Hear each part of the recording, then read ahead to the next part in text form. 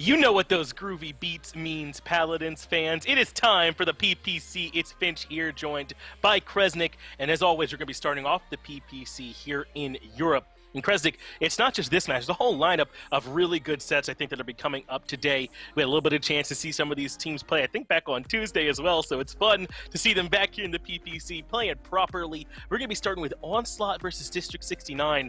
I think you could argue these are just the two top teams in this region, perhaps. Yeah, I think so, and it's also a rematch of the Week 1 qualifiers, and it's not even the first rematch of the day, but looking here, you can see Onslaught 1-1, District 69 haven't dropped a map yet, but Onslaught, I think, have been looking great in terms of teamwork and in terms of kind of recovering as the set goes on. You can chalk up that loss that they have in that column to maybe some unfortunate circumstances Week 1, maybe they're a little stronger than they look, and this is the day for them to prove it. You're right. I think that one loss for them, well, they were formerly Flashpoint, now Onslaught, was to Rosvet, if I'm not mistaken, and that was without Prosper there for them. So you can say what you want, about their ability to come in and keep that match going still or not, but not quite at full strength. I think you can give a little bit of an asterisk there for them. So this is that true test now, right? We'll know for sure if they can compete with some of the best here at 69, who, as you said, have not lost a map yet, or if maybe even at full strength they're not quite up to that level. It'll be Frozen Card, though, that we find out here just where they're standing. And what are some of your thoughts as we get ready for that map? I think this is a decent pick for Onslaught if this is a map that they wanted to go to. Having that wide area, it's great for all the hit scans. Victor, Vivian, both of the snipers are going to be fantastic here, so I think it could be a good place for them to end up. And with them on first pick, I'm going to assume it's where they want it to be. Banning Maeve early, I think, is smart for them too, because we know District 69 have kind of been playing this.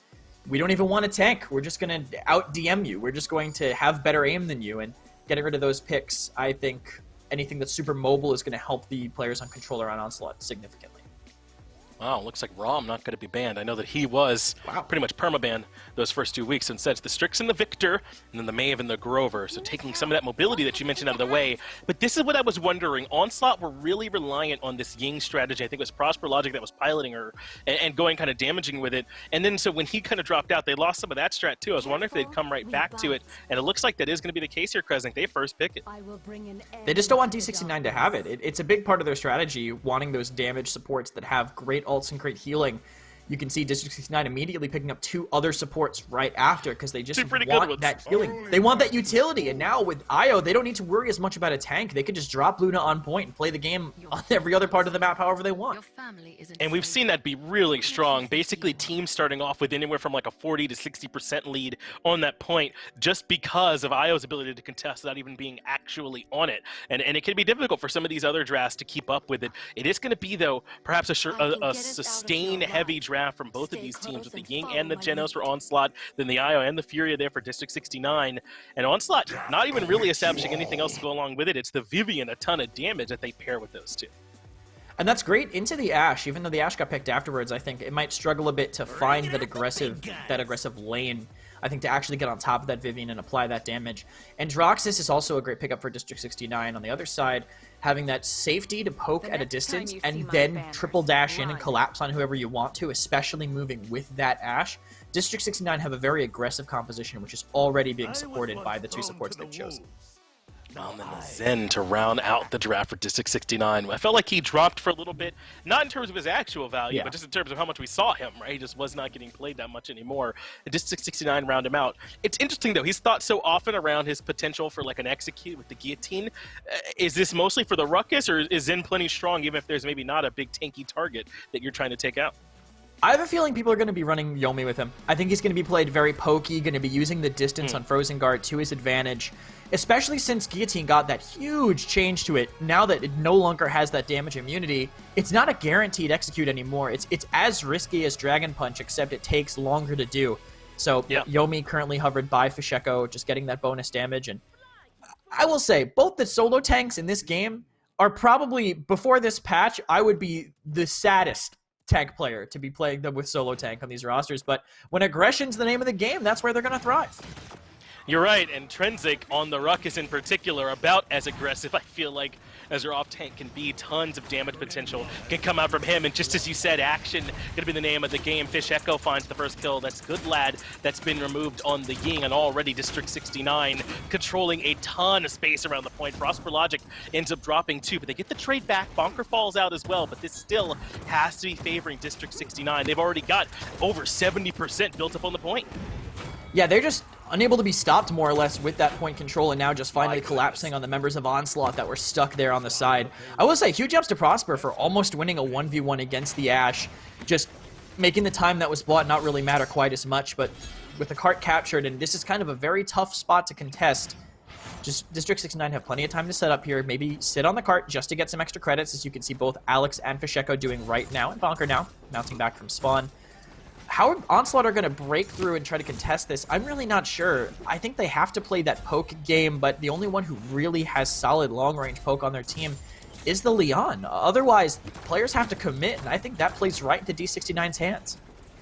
And that's what District 69, as you mentioned, are kind of wanting from this Onslaught trap. See if they can force them to step into the wood chipper a bit. But I think, Kcruncy, we're going to see a lot more mid-fights go exactly like that one just did. It is going to be a rush from these two teams in either direction, as Fisheko does get poked down a bit. But this payload is a-rolling, coming up on this final checkpoint. And this is where Onslaught's going to kind of have to make that stand really work.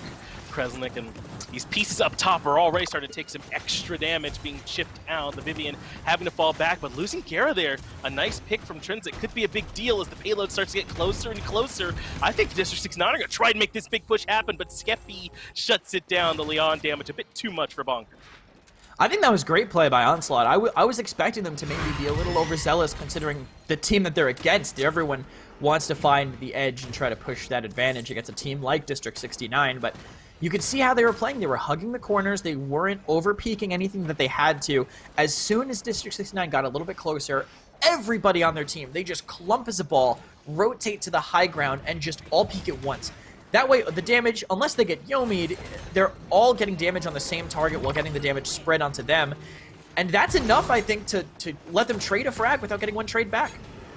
The Flame comes out and the Accursed Arm out from the Andro. It does eventually end up paying dividends as Goodlad is the one that falls. Nice ult from the Jenos, comes through to at least force a couple members back, doesn't find the damage he wanted, but Fisheko taking the duel up against Trensiq has forced him back up to the high ground, and off that payload he's taking too much damage to stick around. He's now fallen, and whose job can it be to come in and find the touch? Not stormavatar, as he drops 2. District 69 with an easy push. This is why that IO was picked so early for them. Not because the Ruckus was on the other side. There was no reason they could see that coming, but even when you're stuck with solo tank Ruckus and you have to contest against a Luna, it's tough. I mean, you drop to the objective and suddenly everybody on the other team is shooting at you. Ruckus has burst sustain, but not really continuous sustain whatsoever, so he can't make too much happen there. Interesting build by Gerrah, running that health Celestial Body up at 5. Normally we see a little bit more focus on getting Moonlight back. Multiples of those cards, Moonlight Garden maybe a little bit higher, maybe some of the speed card, Swift Arrows on healing a teammate to get that little bit of support, but Gerrah focusing more on playing a little safe, playing a little more careful with the heals, and I think when you have Kcruncy on that Furia, that's something you can afford to do. And I think he kind of had the right read. He was under duress that game. I think he died a couple times there. Yeah. There were a ton of deaths on the side of District 69, so Gerrah not incorrect. I think it's suspected that he might end up being the target. As Onslaught struggled in this fight last time, the struggles continue, already about 40% for District 69, but this is good. Prosper has found his way to Bonkar to take him out, and Trensiq loops back around, has now regained control of this point, and even willing to drop the Hexafire, trying to see if they could shut down one more member. Can't quite get the kill, but he has bought some space now for Onslaught to come back in, diving into the back, locking down the Furia. That's Kcruncy taken out. ProsperLogic found himself a kill as well. The Androxus does find one trade, but how long can he hold on? He bought time for the Ashe to make their way in, but Goodlad putting in a little bit of damage, helped by ProsperLogic, getting a triple there throughout the kill feed, and Onslaught right back. Bit of a disconnect from Bonkar and the rest of the team. He goes in to try to get aggressive, but everyone at Onslaught's just waiting like they were on the last defense, and now the push from Prosper, who has been more or less uncontested that entire mid-fight, helped secure them that. His damage must have exponentially gone up because he cleaned up more or less everybody there. With everyone looking at somebody else, Prosper just walked straight through that opportunity and chaos bonus damage, getting nerfed next patch, but still potent for now, paying dividends. And this is where Skeppii's job going to really come through. This isn't the biggest fight that's happening right now, but a lot of that responsibility, I feel like, of keeping that Andro in check when he gets to the sky does kind of fall down to this Lian. And these are some big kills to come through. Fisheko and bonkar all dropping. Remember how easily District 69 made it through these same parts of the map when they were pushing? Well, now it's Onslaught's turn. Basically, the whole team streaking right now as they're continually keeping District 69 off their respawns as they continue to push. And with the disengage here, maybe to force them in if they want to get aggressive, District 69 have... Only the flankers really have the poke potential from the other side. Ashe can't really do too much there, and Furia, IO just supplying some chips. So Onslaught, got to pull back, play their corners, force them in if they want to do any damage. And you can already see Alex comes in, almost goes down to the focusing lens Ying, who's going to clean him out. And Onslaught already taking position down in the secret side. This is going to be great for this defense, especially with all these people being forced down to fight them. Fisheko has to come down, you're exactly right. And it does slow down Onslaught's push, but this is already the sort of positioning concession they were looking for from District 69 in the first place. And this is exactly where Onslaught made their big defense. Can the same thing happen in District 69? Alex gets one, Fisheko gets the second, and they have pushed out and forced the retreat here from Onslaught. This defense not looking too bad, but they're probably going to do this another time, maybe two. Well, that was great by bonkar surviving there. His supports, he knew exactly what he could get away with. It's possible for them to get aggressive. There's really not a lot of ways to get backcapped on this map if you have everything covered. Mines main, and as long as you have one person kind of watching the right side, you're more than fine, but they choose to play it safe and disengage, which I think is smart. If they guarantee this defense and manage to save some ultimates, they're just 1 point away from securing the Onslaught's map pick, which is a great start to the set. And District 69 have looked so strong the entirety of the PPC. Onslaught would love to have a chance to make this 2-2 and come to this next fight on some better footing. Instead, though, District 69, with all their ultimates in the back pocket, would love to get away with this defense without using many resources at all.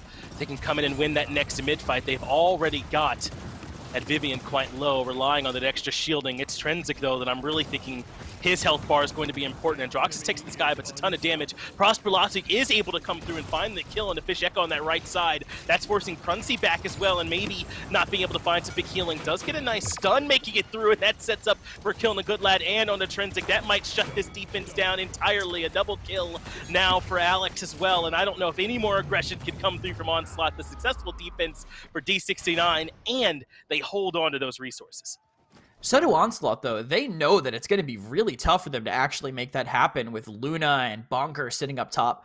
Ashe has way more ways to buy time and actually live through all the damage coming in with that siege shield, being able to sit on the top corner with the perfect positioning on it. Bonkar was kind of unable to be contested, so they were able to buy significantly more time. And now if bonkar wants to get very aggressive on this mid, he can. He can use that assert dominance. There's no real counter for it on the other side. The ults on Onslaught are really not particularly great ults to execute off of. So D69 can be as aggressive as they want as long as they manage to sync it up. And this time, they have to look at Prosper. The fact that he got away with what he did is unreal, that he was able to just stand in the middle of their whole team in free fire. At least make him let go of the right trigger so you can get rid of that 20% damage boost that he's making use of. Well, the Inflame comes out right at the start of things from District 69. They absolutely are trying to put this one to bed right now. Already about 40%. This has been standard for District 69 so far. It's about how well they can hold on. And look how far back Onslaught are.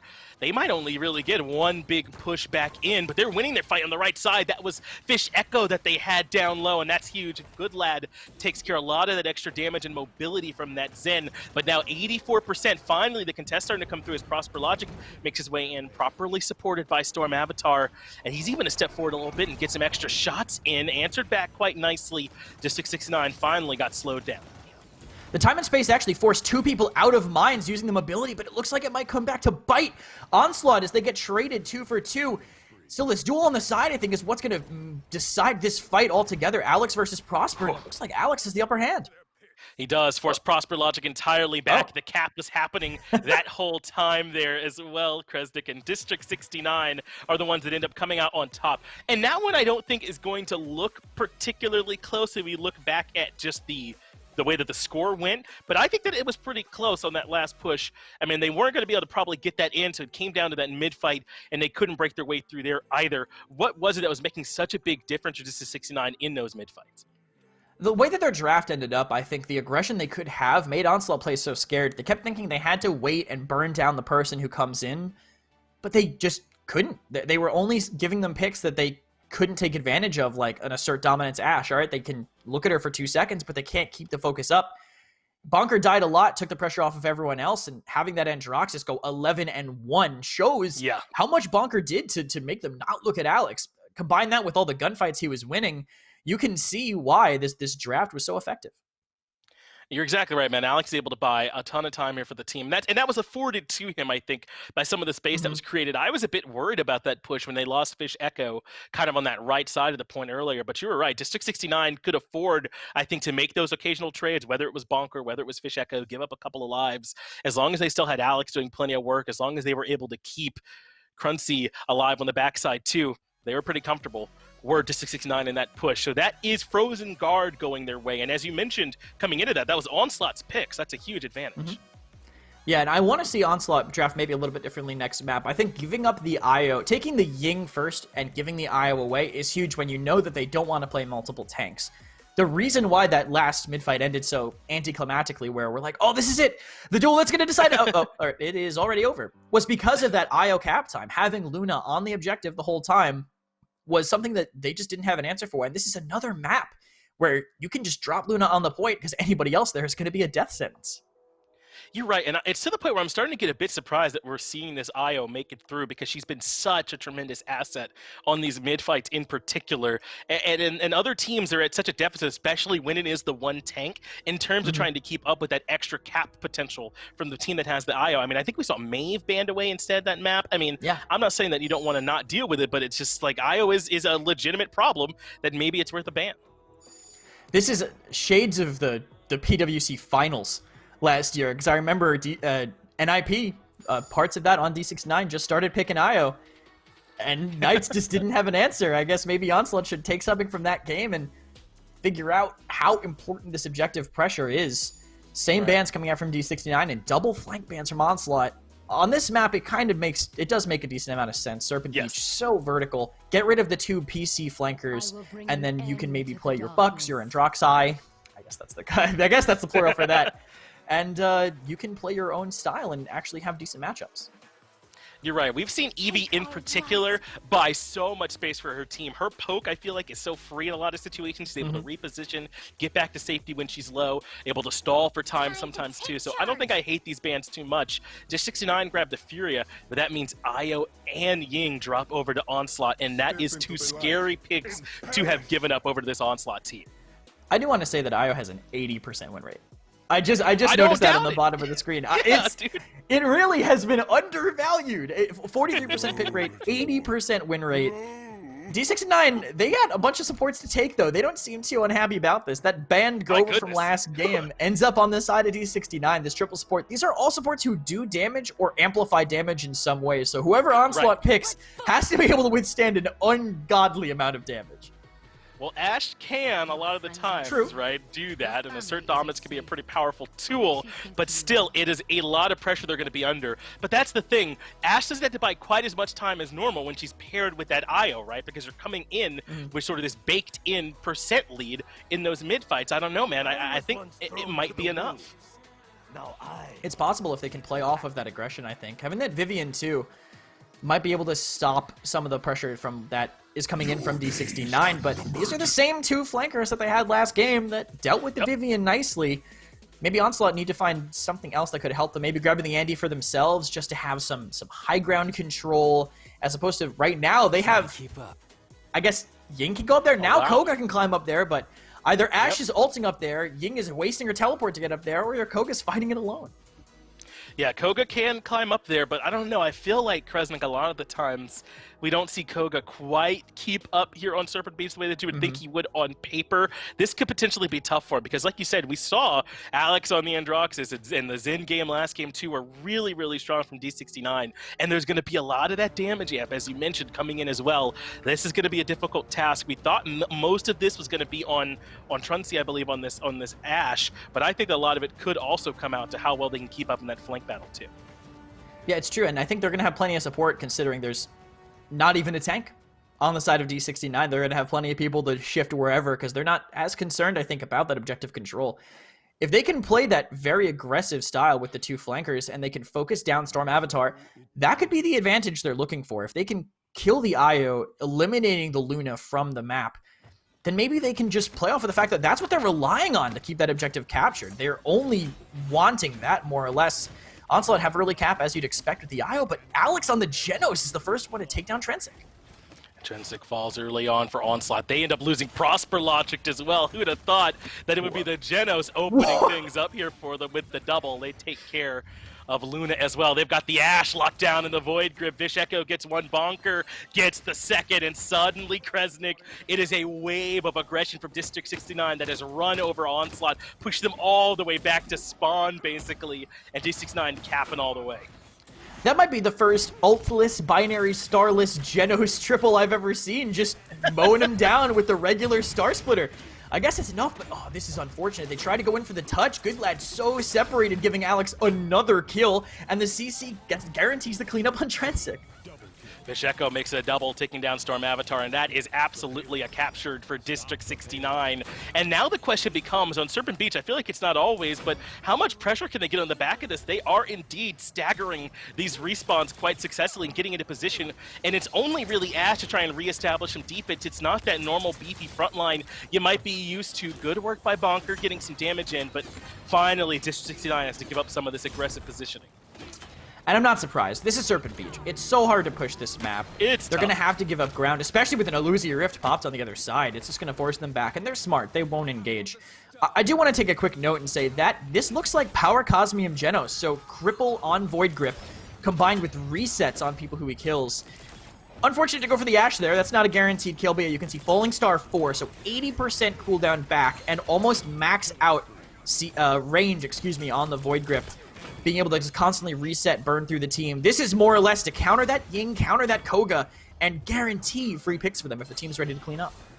Well, these picks are absolutely coming through. It's just this Ying left at the carry corner trying to do work as the payload continues its march. The Koga did have to give up that high ground, and Fisheko won't let him escape. Skeppii ends up dropping. They find ProsperLogic as well, and they haven't got to have a 5-on-5 fight. It felt like all game long. They're constantly with someone on respawn from all this pressure from District 69. Bonkar gets Trensiq as well. They finally lose Kcruncy, but they've got two more supports to keep this whole thing moving. It's now Alex in decent positioning on the carry corner. They lock down the Ashe on the payload with good CC and keep the damage pumping in. Finally, Onslaught been able to get everyone back up, and District 69 have to start falling back. And they're actually getting some more ultimates forced out. Assert Dominance was used earlier. Now the Cyclone Strike from Skeppii. Split from them a little bit. Prosper, does he blink right back into the time and space? Alex finds another kill. And that shuts down ProsperLogic. They've got the Vivian in some trouble too with that high ground, but the damage and the respawn advantage is there for Onslaught, so they're clinging to life even for now. Just 69 decide how much more they want to commit to this push. They've done such a good job stripping Onslaught of resources at this point, but they have to fall back. They might be able to make one more push. The healing difference here is massive, I think, and Ashe actually doing the top damage, but all these supports putting in work, I think, that they need to do. This is just such a hard point to capture, even with all these picks they're getting. Inflame being used, though, so I think they can actually convert this. And they can't. That is unfortunate. Onslaught able to make the defense. They could not keep the touch going. And that's why I was so surprised. I mean, that was towards the tail end. I didn't even know if another push was going to be possible. And they commit the Inflame. I don't know. They won that last fight without it. Alex is currently on a 19 streak on Jenos. So, I mean, how could I complain? I'm sorry I keep cursing you, Finch. Every time I think that a fight might actually break out and be a long one, it just immediately ends because the only person trying to contest is just out of there. Still, though, healing right now, 32k for Onslaught. On the other side, that is some math I don't know if I want to do, but at least almost 70 on the side of D69. So the triple healer composition, is that making up for the lack of tankiness? It's possible. Goodlad seems like he's getting away a little bit, but he's constantly getting forced out by the overwhelming damage on the side of D69. It's really like they're not even trying to contest, right? It's that they're trying to win the fight so handily that there is no contestation. Fisheko gets stormavatar. That's the IO taken out, and maybe things get a bit easier now. They don't have to worry about giving up such hefty percent leads as District 69 starting to tack it up, but Goodlad drops the assert dominance. They've got Kcruncy in an awful position, and Skeppii able to take him down easily from high ground, loops around on Gerrah as well, but Fisheko and Bonkar answer back. A Void Grip lands again, but Alex gets shut down this time as the Koga looking a lot better. Skeppii starting to come to life. I'm a little worried about how Skeppii rotated that, though. He might have been able to stay on the point, catch Alex out, and guarantee more cap time. No comeback means every percent of that capture, I think, is crucial. That staggered kill on Fisheko might just make up for it now, but still, with all the people that are respawning and coming back slowly after staggering on D69, no one can stand on the point. It's tied. 48 to 42, 54 now as it's starting to favor Onslaught, who can obviously cap a bit easier here thanks to Luna. District 69 have been just kind of barreling over Onslaught and then capping in their absence. I don't know if that's going to quite work here as well, as that through time and space should have gotten a little bit more there, but doesn't quite get as much as you might have thought. Onslaught having to give up some positioning, but Trensiq has found Bonkar, so maybe they can keep this fight going. Skeppii was the big hero the first time around. Can he continue to make the plays, dashing and aggressively looking for Gerrah, and does indeed find the kill. It's Trensiq that brings him all the way down. Onslaught get the capture successful. The CC, they all got forced out on Skeppii, but he just manages to tank through it. And as we get into the late game, once these resiliences come online, it's going to be a lot tougher. Whirlwind also forced out from Kcruncy just on the retreat. You can already see the rush on Resilience. Skeppii already with Resil 3, even with all the healers on the other side. Cauterize isn't as important. Alex literally was an unstoppable force in the first round because of that Power Cosmium with no counter. Now that they're all getting out of that Void Grip just a little bit faster, I think that's going to make all the difference. All those guaranteed kills now become a lot harder to work for. I mean, we saw it earlier. I think it was Goodlad who got grabbed and was able to make it out of there relatively easily when that would have been nearly a death sentence for him as part of that very first push. The Inflame coming out as District 69 to find some kind of way to stop the bleeding. I think you're right. The resilient pickups were smart here on the side of Onslaught to try and make this more viable for him. But District 69 finding some of the kills they need to maybe slow this down. Bonkar getting another one here onto Skeppii, so that should fracture Onslaught for a bit and buy District 69 some time. Yeah, with the ability to drop down and then dash back up more or less with the Grover and the Androxus, you can see them getting pretty aggressive, I think, into the back line on this map. You can get away with so much. Bonkar maybe going a little too deep, but at least he has some backup with Fisheko in main. Still, Luna Stun goes through anything you put in front of it, and Bonkar's not able to get out of that one alive. You're right. He certainly bit off more than he could chew there that time, but I love this aggression from him. I think they're going to need some of that to make the distract work from them, even when they are on the defense or the back foot. But can we talk about some of what Skeppii was able to get done on this cap for them as Alex somehow finds that shot? That's crazy. Skeppii kind of walked into it. Unfortunately, you can't cancel a Shadow Step in the middle of it. Unfortunate for Skeppii is if he didn't know that before, he certainly knows it now. Not able to get out of that one. Can't cancel that short. And that is another kill from, another great time of space from Alex, actually. He's been fighting a lot with it. That one that we saw in the mid-fight that should have maybe gotten through and connected, forced out the Be Gone from the IO, which, had that fight gone maybe a little bit better on the side of D69, would have been a big deal. That burst of sustain for the IO and CC that is a little harder to counter with Resilience would have been a big deal had they been able to continue and get aggressive off. Well, that pick on the Goodlad was actually pretty big. They do get a couple more in response, though, shutting down Alex. So this push for Onslaught can continue as this Vivian continues to be a nightmare for them, piloted by Trensiq. Skeppii in, but they're still waiting on Ash to make it back for them. She's been so critical as that frontline buying time. Skeppii now on the retreat, returns back to the payload with overtime ticking. District 69 don't want to give up any more points here than they have to, but stormavatar in decent positioning, so is Trensiq, as he finds a couple more kills. Bonkar and Gerrah end up going down, and who could come out to touch? The answer is nobody. Onslaught find the push. That is a nightmare situation for D69, though. This is where this comp is going to struggle the most. Not only, in the late game, when Cauterize and Resilience is all online, but the card's getting close. People have to drop down and touch it. It is full desperation. Not only is there Luna on the point, but there's actually the only tank in the game is contesting on the other side. What are you going to do? There's really nothing that you can do to make anything happen. You have to throw your lives away and pray that you trade. But they have a lot of sustain, too. You're not the only team with multiple supports. Io and Ying, great pocket healers, both of them. Make it just too hard for them to go through. At the very least, they force out the Cyclone Strike, but spend multiple ultimates of their own. This is dire straits, I would say, for D69. I agree. It feels like this team is very much reliant on aggression. The good news is, though, I feel like the comeback mechanic kind of fits their win one fight and cap it while they're gone sort of mentality as the Inflame comes out right at the start of the fight and goes to the back line, does Fisheko, finds stormavatar, and gets that IO out of there to start the fight off. That's so crucial for them. And now how does Fisheko rotate? How about over to Skeppii to find one more kill? That sounds pretty good for you. Forces the Ying to switch back out, but still tries to keep tabs on her, can't quite finish the kill. And now goes in aggressive. He wants one more, does find it quite easily as ProsperLogic ends up falling. Goodlad falls elsewhere to bonkar as well, and this is what the push has to look like from District 69 if they want this mid-cap. The aggression was huge, and that's what they have to do with the multiple flankers. They have to just go in and stagger those kills. Ideally, take down anyone who can stop them on the objective, with that Vivian still respawning. It gives them free time to cap. No assert dominance up top, and a great route onto Goodlad means he can't touch, and D69 on the back of that start from Fish. Convert that payload. They have a long way to go. This is so tough for their composition. It's going to be difficult, but they're on offense, which I think is where this composition wants to be. You kind of highlighted it pretty well last time. In those sort of desperate defense points where someone has to find a touch, this draft from District 69 just looks a lot worse as Fisheko walks in to get aggressive and immediately gets caught out. Looks like it will be a pause here from Kcruncy as well.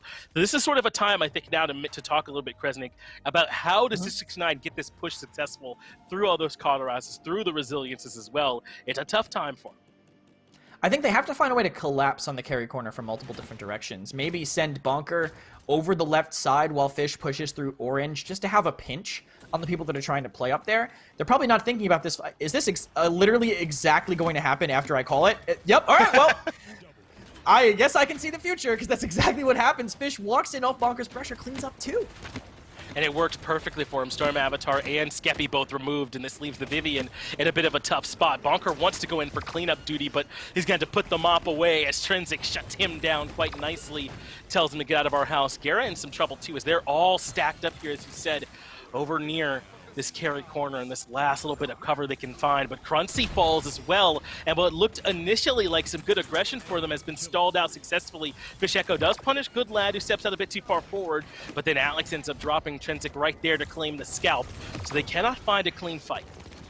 Yeah, it was way too much pressure by Goodlad, I think, but just the fact that they have that huge defender's advantage and can come in from any angle, I think, is what's siding against them right now. Skeppii gets that Cyclone forced out, but he had to use it because he had no dashes. Still has none after it with no kills, means he gets cleaned up right away, and it's all down to Goodlad to hold this payload. He's going to have to, because District 69 are back in full force with some equipment in the tank. They want to drop a couple of these ultimates, but they got to be thinking about this next mid-fight, which they have to win as well. So this becomes a tricky calculus, right? How much do you spend here where you have nothing to lose if you end up not getting this push to be successful? It's got to be the decision that's in their mind. So Kcruncy looking for some poke as well. Ultimate coming out, I believe, from the Jenos. Doesn't find quite as much District 69 we're looking for. So up top goes bonkar, and back down he goes. Answered nicely by Skeppii. That's going to limit this push potential a lot on the side of District 69. It's almost impossible for them to actually make this with the ults on the other side, but they still managed to force out 3. If they disengage now, they might be able to have a solid advantage ult-wise going into this mid-fight. Spite, Whirlwind, and Inflame all available, I think, to get aggressive. If they Inflame, and they can even Spite for mobility to cross a huge gap, land on top of the enemy team, D69 might be able to match that aggression they had last time. Not too many answers. If Onslaught wants to get aggressive, it has to be with the Assert Dominance, but I think the damage coming in from D69, if they just push right past Goodlad, is going to be enough to make that a non-viable strat. Yeah, what they've done is try to get to stormavatar at the start of all of these fights. Him and ProsperLogic in particular have been in trouble in the backline. Fisheko and bonkar headhunting at this point, trying to see if they can shut them down. And I don't know, Krez, I feel like District 69 are in a position now where they kind of got to win 2 mid-fights in a row, right? I don't know if they're going to get a push at this point now, so it might just be, you know, win this mid-fight and then see how much they can strip away from Onslaught as the mid-fight does start off. Luna, as always, already getting some percentage in her favor, but the flank's not coming through the same way that we saw last time. Stormavatar sticking with the squad and seems comfortable. The longer this goes, I think the worse it would be for D69, but they're making me think otherwise with that flank. find the kills. The ProsperLogic and the Skeppii. Goodlad has to retreat as well to try and stop the onslaught from bonkar, but stormavatar ends up falling too. That's huge that Fisheko was able to find their pick, and just like we were saying, this might be really the only way that this works. So can they find Goodlad yet again? No, it's Skeppii they get, but they have locked Goodlad down on the Ash to try and prevent him from making it in for the touch, and there's the kill as well from Fisheko. There's the capture, and suddenly it's 3-3. Now, Kcruncy, how realistic is this push? I want to say it should be hard, but I don't know. Goodlad right there. With the assert dominance that got forced out when there was no way it was going to make a difference on the point, that's an ultimate that would buy a ton of time that's not going to be there anymore. And now with Onslaught using this Illusory Rift, maybe that's enough to make a difference, but Gerrah's behind them, chipping away. This positioning from D69 is perfect for the chaos that this composition needs to be playing. You're right, they need to constantly have Onslaught kind of turning their heads as Alex somehow makes it back around the corner and gets away from Goodlad. That's huge from him to be able to regroup with the rest of District 69 if they want to make this one happen. It's Goodlad continuing to have the ball with Fisheko. I was going to say Fish should probably turn around. No one cares the Goodlad's here, apparently, as multiple people just with their backs to him. Getting that pick is going to slow things down significantly for D69 as well, but even trade immediately. Skeppii decides to get a little bit more than he thinks he can. Drops down, that keeps things even. Well, that's unfortunate for Gerrah. Trensiq had the high ground and just kind of ADS'd him into submission. Gerrah ends up falling, but Fisheko again finds the trade. It's just that these trades are going to favor Onslaught. A little bit of time, though, still being bought. They're keeping this payload moving. They'll be able to keep their backline relatively safe, particularly talking about keeping the Grover and the Jenos safe in the back for D69. So the flankers can kind of just keep reloading, keep respawning, getting back in, and diving one more time. I like the change in play from bonkar here, too. He was contesting Torch from the front a lot, but now he's playing on the bridge and just poking people who are trying to get aggressive to save that backline, like you were saying, but can't do it all the time, can't always be watching, and Skeppii just drops in for free.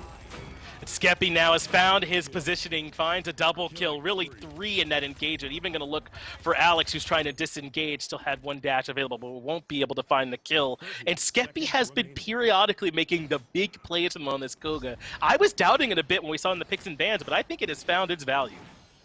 And this is the first time I think I've seen it do very well outside of Brazil since the changes to him with the nerfs to Memento and some of the sustained cards. You have to play him more as that diver who will sustain in the moment but won't live forever. That's what he really lost, and I think Skeppii's playing that pretty well, knowing he's going to die but distracting long enough to let the rest of his team make a play. Bonkar gets the first kill. That's on to Trensiq, the Vivian, taken out. This is where things get a bit difficult for District 69. They don't have to win it all here, but I'm sure they'd love to. Skeppii, again, willing to commit the ultimate. Force everyone off the payload, but has to disengage. They come right back in. Void Grip locks him down. It's not enough for the kill, but they do manage to find some shots on the ProsperLogic. It's Bonkar that gets that done, but Trensiq has looped around all the way behind them. I don't think they expected this, and now he can find some decent damage. Another good Void Grip, but still healthy is Trensiq, so he shuts down Alex. Skeppii gets both those kills. Fisheko does eventually answer back, but now their numbers starting to dwindle on the offense here for District 69. And who's going to sustain on the point? I mean, it's nobody. Now that Luna's there, the rest of the team can just freely push. The sustain there was good. I think it bought a decent amount of time, but that assert dominance from Goodlad was what flipped it around, just constantly putting threats on the payload that can't be answered. They can't do anything about an invincible Ashe. They have no hard CC in that sense. They can't immediately delete Luna from the game because Io's sitting so far back. So many things put in the way of this triple support, double DPS composition that they just have to wait it out and say, all right, well, hopefully we'll do better on the next fight.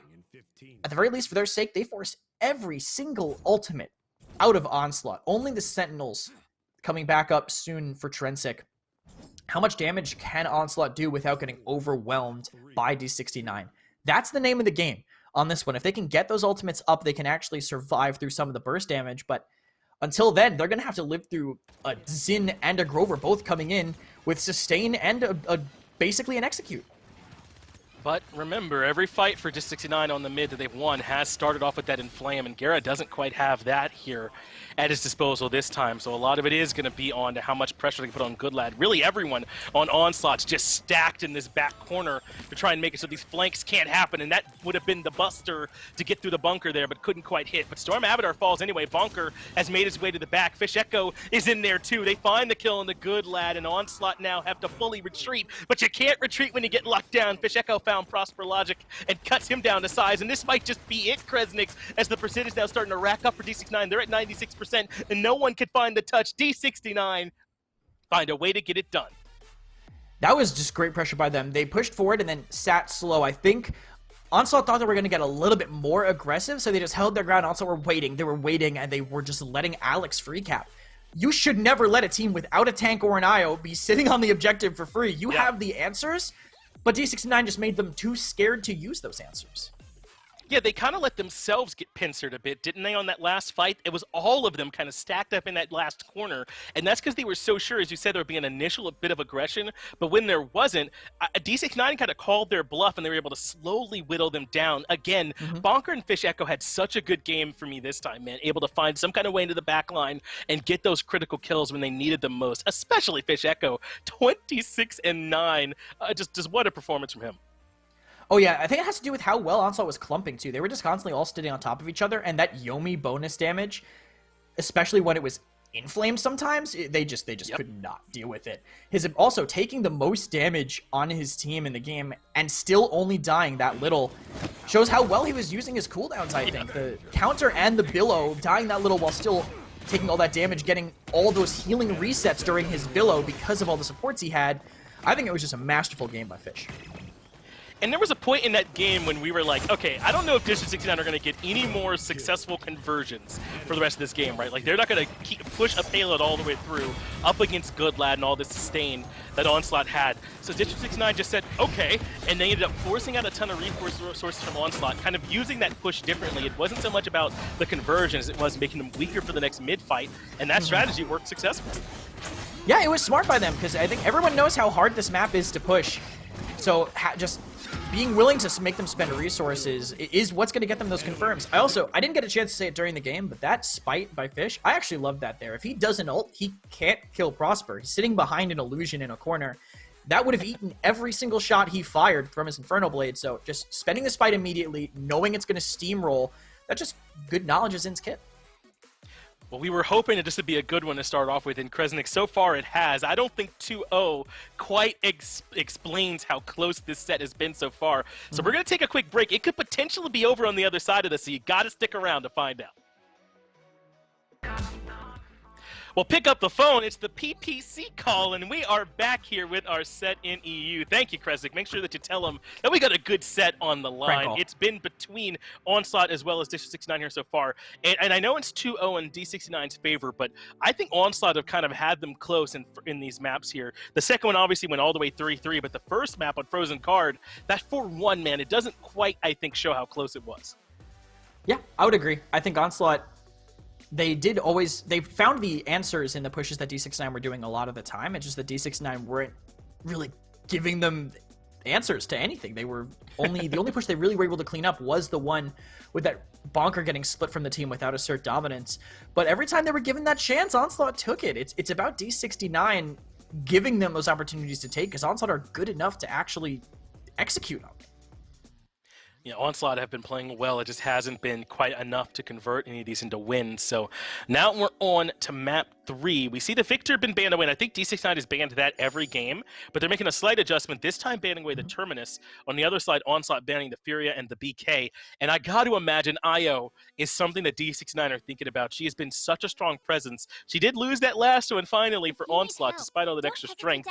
And maybe that's why D69 are passing on and taking the Ying.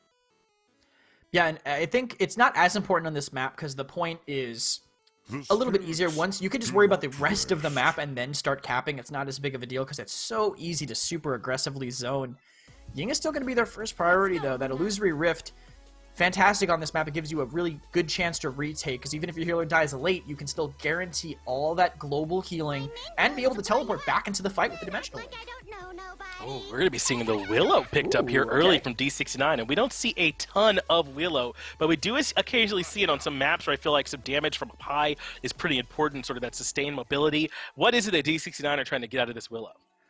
So the first time I was ever on the desk, I had to talk about Willo and Ice Mines, and I said Willo has a lot of circles. Circles on Ice Mines are what's important. If you have a zoning circle, it will win the game for you, because Ice Mines has so many tiny little choke points, and that's still the case. That hasn't changed. Willo has circles. She has her seedlings. She has her dead zone. So much that you just cannot push through if it's there. That's more than enough, and it's also why they banned Terminus, because Willo would have given away free charges. Now you have tanks that can't deal with all that splash damage that Willo has. Keep talking while you can. It looks like both these teams this time recognize they got to get some kind of front line going. So it is going to be two tanks on both sides, the Atlas and the Ruckus there for D69. Onslaught have the Khan and the Ashe. But these both still feel kind of like aggressive tanks, right, for both teams. Like they're kind of only slightly coming back into the old waters, and then still pairing that with plenty of support. The Ying there for D69, the Grover, and the IO for Onslaught. So they've got plenty to keep those tanks beefy. I'm just shocked that D69 have one tank. One support, excuse me. I'm flabbergasted that they actually did not lock in more than one with very few banned, but clearly they think it's going to be enough. It's two off tanks with burst sustain, so they're going to be able to hold on their own while the Ying focuses potentially somewhere else. Goes for those dismounts at the start of the game, and they can even use that stasis field with the temporal divide boost to make it way harder for them to pressure. Still, there's a lot of damage, I feel, on the side of Onslaught with that Grover, with the CC from the root. Skeppii on that Vivian is going to be putting out a lot. Plus, those are both off tanks that do a respectable amount of damage and are very hard to push out of the places they hold. Yeah, I think when we saw it being played for Goodlad last time, he's one of the top damage dealers on that Ashe, so he certainly can output the damage as Fisheko gets in position to slow down the aggression from Onslaught here in this first mid-fight. I'm really curious about how much value we're going to be seeing happening from this Strix here as well. I feel like on those pushes he'll be really good. What about on these mid-fights as bonkar tries to peek out, immediately sees just how much damage there is to come his way, has to fall back a bit. First blood, though, goes to Fisheko, and D69 continue to control this midpoint. With them pushed back as far as they are, this is where the Strix is going to still be good, because what are they really going to do about it? I mean, he'll just sit all the way back here with these long, long sight lines, and it'll be similar to the push in that he won't be able to really be contested. Alex walking back in, also running crack shot for that extra information. Gonna make it harder for people to flank around anywhere and take any ground they don't want to, and you're not gonna have a good time there on the Vivian. Both these characters, Strix and Willo, are amazing, I think, into Vivian. Strix for able to get the burst damage quick under the shield, and Willo just keeps shooting the ground, so Vivian's sustain is basically moot.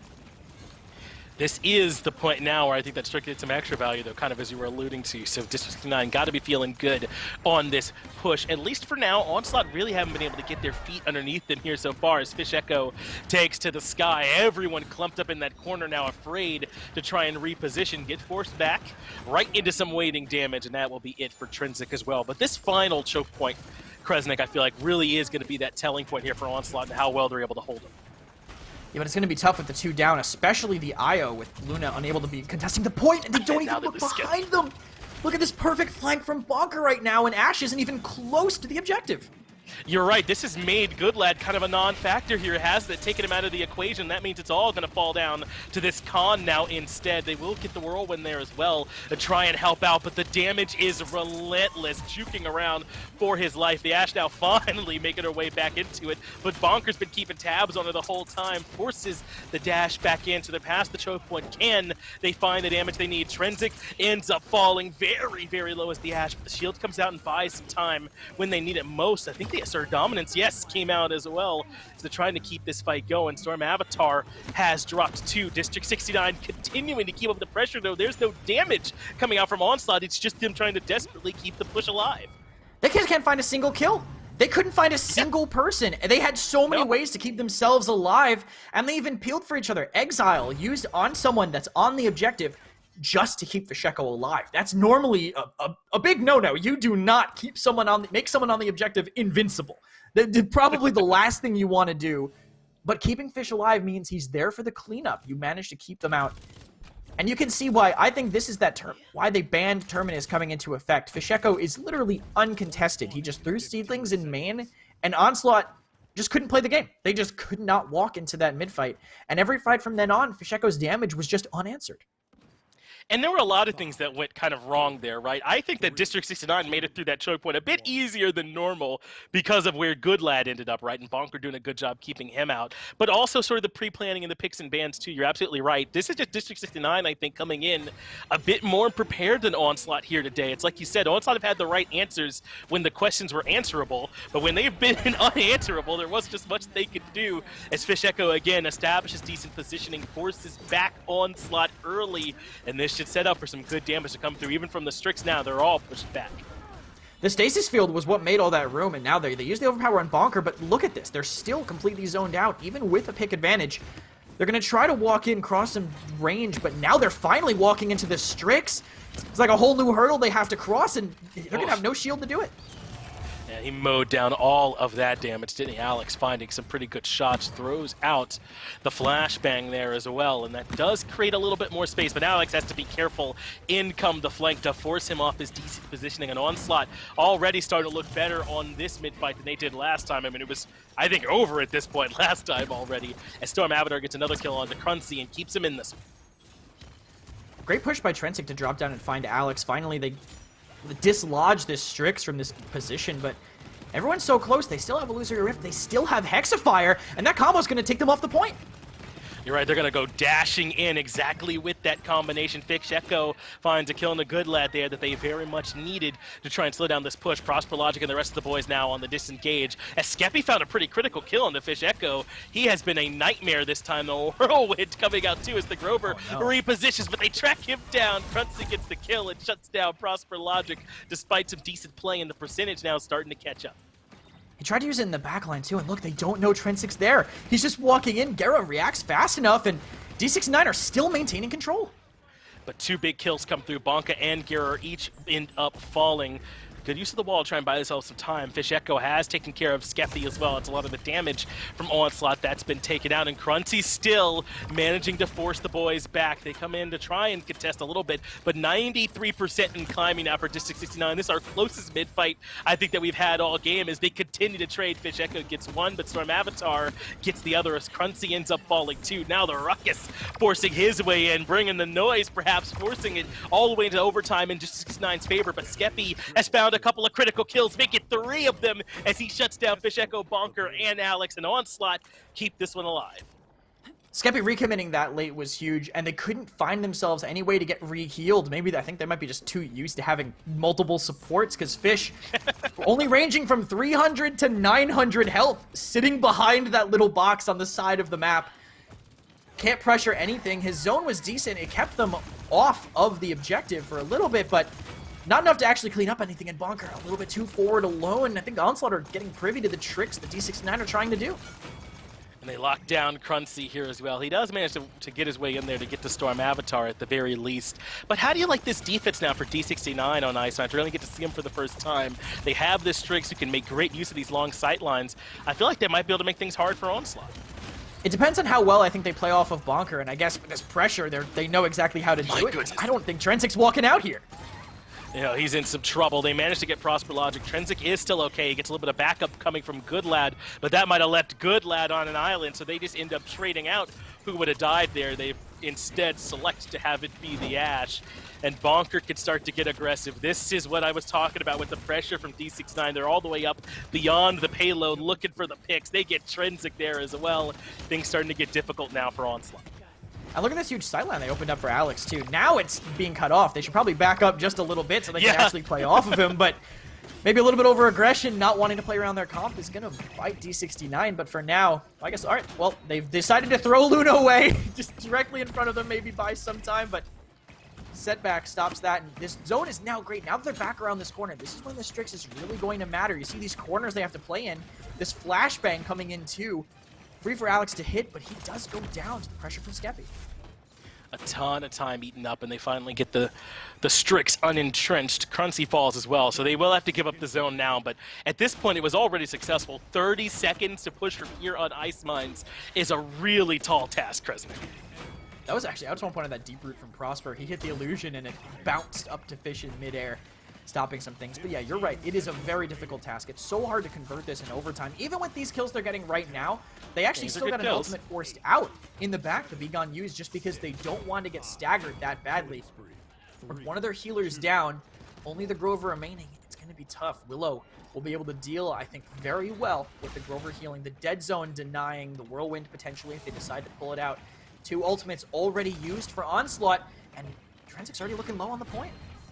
Alex takes care of Skeppii, and the overtime will start to go down very quickly at this point. If they could force a couple members off, ProsperLogic ends up falling Goodlad as well, and that's enough for the defense to be successful for D69. This is what we're talking about when you have to do that much work in overtime on Ice Mine. It only takes a couple of picks or force them off the point, and suddenly it's over. Now I think D69 coming to this next mid-fight, Kcruncy, with great position. Oh yeah, for sure, especially with the ults they forced out a little bit earlier. And if they can just play around that overpower, maybe have some way to counter it, whether it be only peeking with a Fae Flight at the very beginning to make sure that the only target that can get pulled is CC immune. If you can have that, deny them any value potentially from the overpower, then they can just take the same ground they were before. It will be sacrificing an ultimate that will be, I think, pretty impactful on the refight. But otherwise, there's really no other great answer. I mean, you're not going to Hexafire to counter it, because then everyone in Onslaught's just going to play very defensive, not pressure in. They just have to, if they can find a way to counter this free pick, I think this mid is theirs. This fight going to be pretty crucial for Onslaught. They have not been able to secure a single map yet, despite playing well. And I have to imagine the frustration starting to set in. And Kcruncy makes things even worse by fighting Goodlad very early on. The numbers advantage now favoring them. So Fisheko and the Willo wants them all grouped up just like this. But Skeppii gets a critical shot in return to shut Fisheko down, eliminating a lot of the damage. But now they've got a really tough situation that they're in as the Hexafire comes out and bonkar lines up the double. Skeppii and Trensiq both taken care of. Prosper way in the back. Prosper sent to base. They shut him down as well. And Kcruncy, I think that you were right. Now that they've lost this initial mid-fight, the assert dominance does come out, but they're still so far from the actual point. 99%, make it 100. D69 run them over. Literally perfect by D69. They knew that the only thing was the overpower, so they keep their tanks on the mounts. Kcruncy pushes a little bit into the back line, and the only thing that peaks is the Fae Flight. Trensiq feels pressured, sees the tiniest pixel of Ruckus on the mount. He has to go for it. There's no other option that they have. It's the only thing they can rely on. Once he misses it, they just straight mount into them, complete collapse. The Fae Flight floats into the window, and Onslaught just don't have a response. They absolutely did, and they got barreled over by D69 here this time. And I love that D69 shows they could do it a couple of different ways, right? They stepped away from that double support that they'd been so reliant on, if not triple at times, right, for D69, and instead got it done really with just Gerrah on this Ying and a ton of damage. These really aggressive frontliners as well from bonkar and from Kcruncy, and then they were able to barrel over Onslaught. I think if in Europe you were wondering, hey, is it really D69? Are they that far ahead of everyone else? Yeah, that's your bar right now to compare to. Even after the loss in the Siege showdown to Yoinkers yesterday, they're still showing that they have what it takes. They're still the team to be feared, I think, in the PPC, and you can see why. Not just because, oh yeah, it's these XPPL players, they have this great DM, great aim. Their synergy is still good too. They know how they should be responding to the situations they're getting put in. I think it's been great. They've been able to respond and adapt on the fly, because I think Onslaught took them the distance in some of these games. I mean, I know there's, a couple 4-1s in there with that 1-4-3 that maybe don't make it look as close as it actually was, but it really was a tough match, and D69 were able to pull it out. So they're up at the top of the standings, all business right there behind them at 2-1. And now Onslaught, I think because of some unfortunate circumstances, like a tough schedule and not being able to play with Prosper the whole time, they're suddenly 1-2. I think the rest of the region has been looking pretty good, though, in general. Like, 5 randoms after that 0-2 start, they 3-0'd Chromaspace in their region, and All Business with a close win over Rosvet, too. I think All Business have kind of been climbing in my mental power ranking of teams to watch out for in EU. Business starting to look more and more strong, and that's starting to now reveal itself in the standings as well, sort of as you're mentioning there, Kcruncy. So it's not just the fact that they're starting to look a little bit stronger, but they're actually converting that into some results. And I think that's the thing that's really exciting in Europe and NA in particular, which is that there's a lot of teams that are starting to look better. I think Brazil has a bit more of a defined top end, perhaps, than maybe what EU and NA have, but all of these teams starting to look really close here in the PPC. Oh yeah, and I also love how the different regions have such distinctly different metas. I mean, there's multiple They support, do, don't they? We're not really seeing it in Brazil. It's only just starting to show in NA, but it wasn't at all in week 1. That to me says everyone was watching the PPC that week. They're like, oh, yeah, we should do that. That seems really good. I think I just want to play some IO now, and you can see quickly how they've taken to it. I love seeing these super distinct metas, how they play them. And I want to see these teams clashing against each other to see how they match up. This Brazil high buck priority meta, how well does that do against zero tank coming from EU? And I think that what we are seeing with the IO is sort of like what you were alluding to. It really matters what kind of map that you're on, right? Is it one where for someone else to come in and contest the way that Luna can at relatively low commitment, if it costs you a lot for your tank to come in and try and match that, then it's going to be tough to try and beat out that IO. On some other maps, though, where it's not quite as dangerous, then maybe her value does go down a little bit as opposed to some of these other supports right now. But I think we're going to be seeing a lot more of her, Kcruncy, at this point. I really do.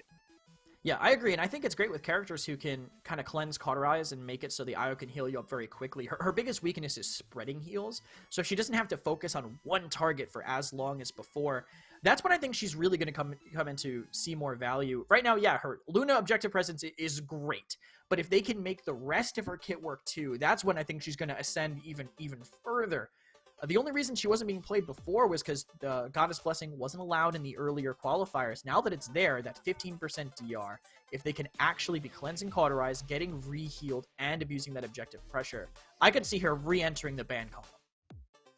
Yeah, it could be time for that to start to come, because I mean we've already seen the picks and bans kind of shift a little bit. There was a while where you had to make sure that the Braum was taken out of every game, and that you had to ban the Furia or the Jenos, and that you didn't want just one to slip through for the other team, and you were suddenly stuck with not able to match quite that value.